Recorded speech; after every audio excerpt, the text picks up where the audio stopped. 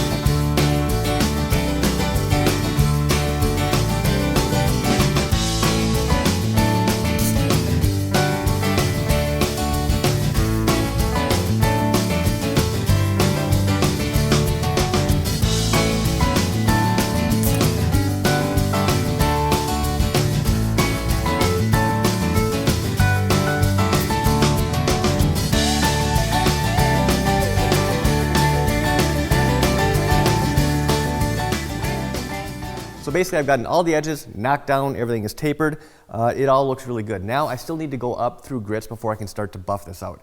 Now the next step I'm going to be going up to is going to be 1500 grit, and rather than using the block, I'm going to do this all just by hand. It's going to give me a better feel for what the surface is doing.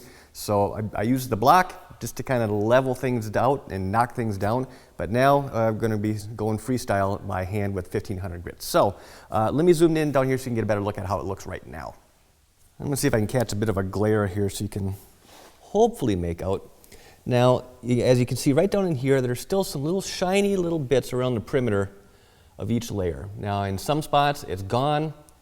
In others, it's not quite there yet.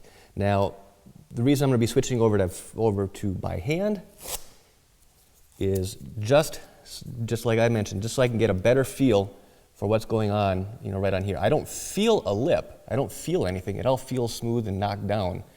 But if I'm coming in by hand, I'm going to be able to use that 1500 grit and just kind of finesse specifically right along the perimeter here of where there's still a little bit of gloss. If there's a little bit there, that's not the end of the world, but I don't want to have a very pronounced halo all the way around. Now I'm also, since the majority of the knockdown is done, I'm also going to be sanding the center area just to kind of remove any little bits. There's some dust that settled in here and that kind of stuff, but nothing major. But again, the focus of my sanding is not going to be in the center, although it is going to get sanded. The majority of my focus here is going to be right around the perimeter, trying to blend in. Let's see if I can catch it. As you can see how there's a little glare right here, but right here there isn't. This is what I'm looking for. I don't want to see any kind of an edge or a lip there. So let's tear up some paper and get started.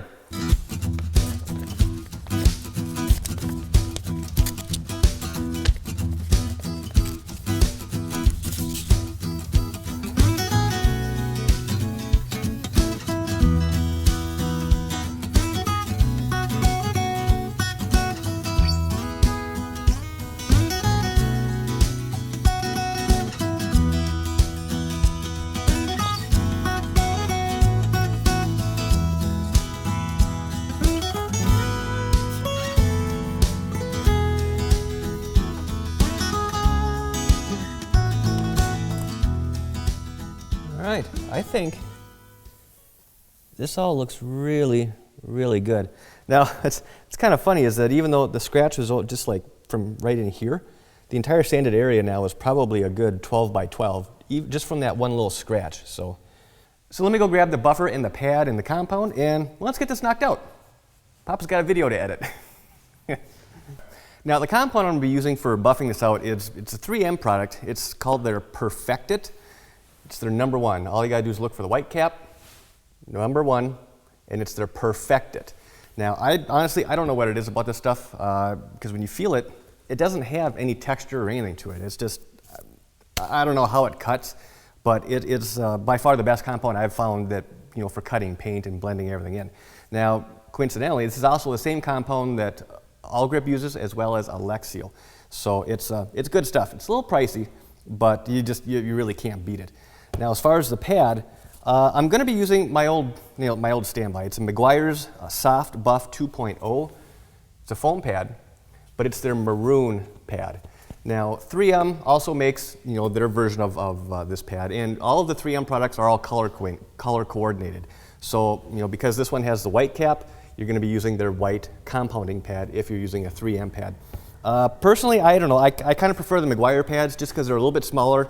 It just gives you a little bit more control, a little bit more finesse. So I prefer these. I do have some other pads here, some Festool pads, but I don't have any experience with them.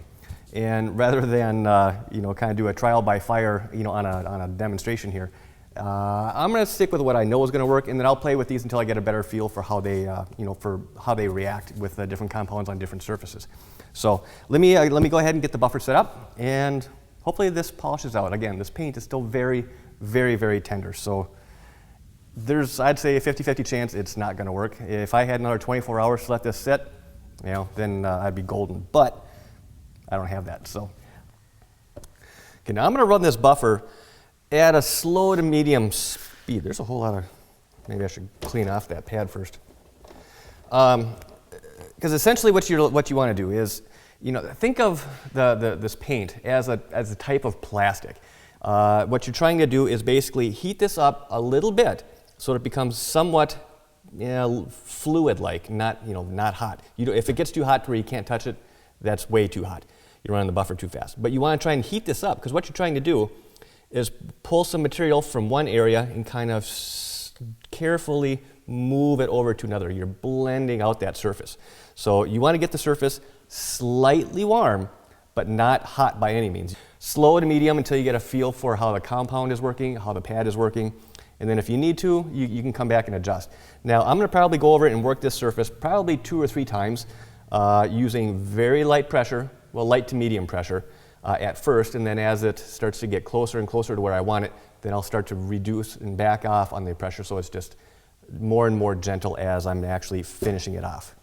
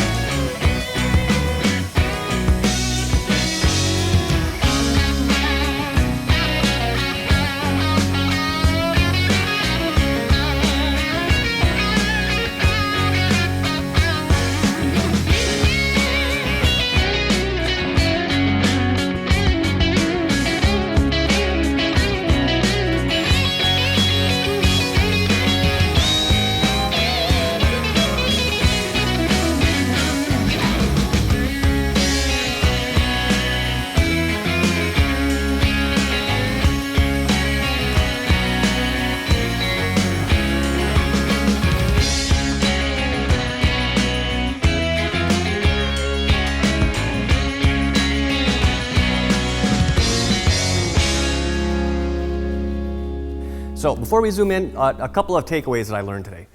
First one being, this is a pretty hard paint. It's a lot harder, as far as how easily it's going to scratch. It's a lot harder than Allcraft. This past week, I've gotten a number of questions of people asking, how durable do I think this paint's going to be? I would say pretty darn. It buffs out, but it is, depending on when you catch the paint, and by that I mean, how long it's been curing. Buffing it out either is going to be like a 1 or a 2-step process. Now, for the area that we just laid up, yesterday, that paint was still very tender. That buffed out very well just with this. Now, the area around it that I was trying to blend in, that I had sanded with 1500 grit, that was a little bit. This didn't cut it. It didn't have enough. It just wasn't aggressive enough. So I did a little bit of an experimenting back and forth, and what I ended up landing on for going around the perimeter, again, that's the paint that's been curing for about a week or so, was surprisingly, again, it's a product I had not used before today, but it's the festuals that are speed cut. This stuff, when you feel it, it has just the slightest amount of grit, and for the areas where the paint was fully cured, that worked really, really well. And then came back over with this, and everything polished out like a mirror. Now, another takeaway that I found, when you're sanding this, when you're sanding out the repairs, you're going to want to sand them up a little higher than 1500 grit. I'd say 2000, maybe even 2500 as a finished grit. So going through the steps here, I would still do the way that I started this, exactly the same. Rough up the repair area with 400, go around the perimeter with 800. And then when you're actually doing the final sanding, 1200, probably 1500, 2000. And I think you'd be able to buff it out pretty easily at 2000 grit. Now, those higher grits, I'm not saying work those really aggressively. Just, a couple passes back and forth, maybe use each grit, being able to go around in a pattern, say 3 or 4 times, move up to the next grit. Again, work around in a pattern 3 or 4 times and just keep repeating that process until you get up to around the 2000 grit mark. I did not sand this up fine enough. It did buff out eventually, but it was a lot more work than it needed to be. I could have, if I had just spent the time sanding up to a higher grit, it would have polished out, in probably 2 or 3 swipes with the buffer. So, enough jabbering. Let me give you a close-up so you can see how it actually looks. So there's the panel that we just finished. And I don't see any resemblance of the repair area. There is a very, very slight halo just right around in here. I don't even think the camera's going to pick it up, but it's very, very slight. Actually, nope, that's not a halo. That's just leftover compound. My bad. But this stuff polished out beautifully.